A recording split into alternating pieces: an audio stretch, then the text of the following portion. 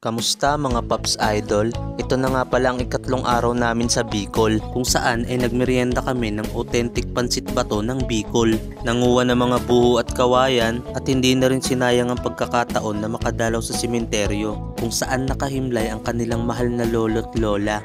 Muli ay inaanyayahan ko po ulit kayo na muling panoorin ang ikatlong araw namin dito sa Bicol.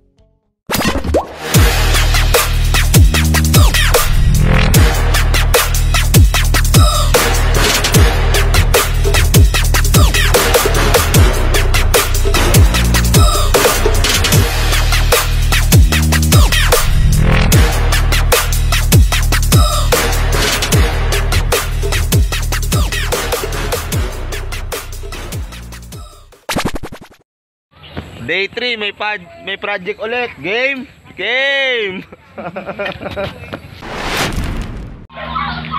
Ito na ang team labors.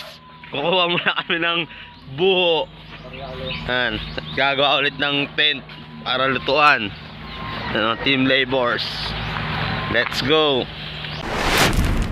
Nasa Jumanji na kami mga Paps Idol. Taas na lahat ng mga lusutan pa. Jumanji nga eh. Maze. Dito na pala. Dini na pala, dini.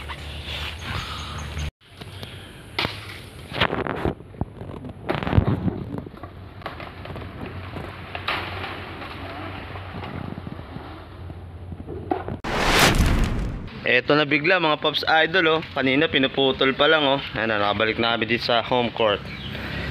6 na kawayan. Pansit otab naman tayo mga Paps Idol.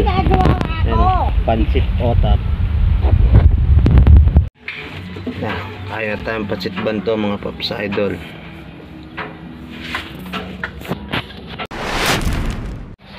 What's up mga Paps Idol? Naggagaya kami ngayon, gagala. Si Isuso at Maxima dito sa Bicol. Dadalaw na rin sila lolo't lola sa sementeryo. Let's go. Dito na tayo sa Anislag Catholic Cemetery mga Paps Idol. Pasok na tayo. Dito daw nakalibing sila lolo't lola nila. Kita rin yung mayon dito mga Paps Idol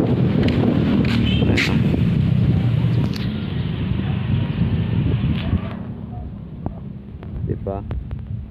May outlet mga Paps Idol.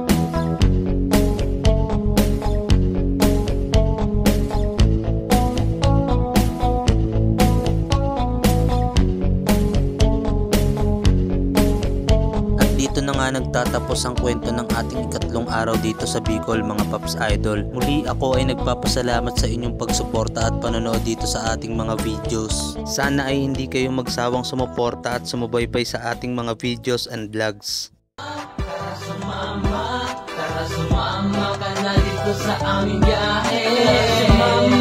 Tara sumama ka na dito sa aming biyahe. Tara sumama ka na dito sa aming biyahe. Tara sumama ka na dito sa aming biyahe.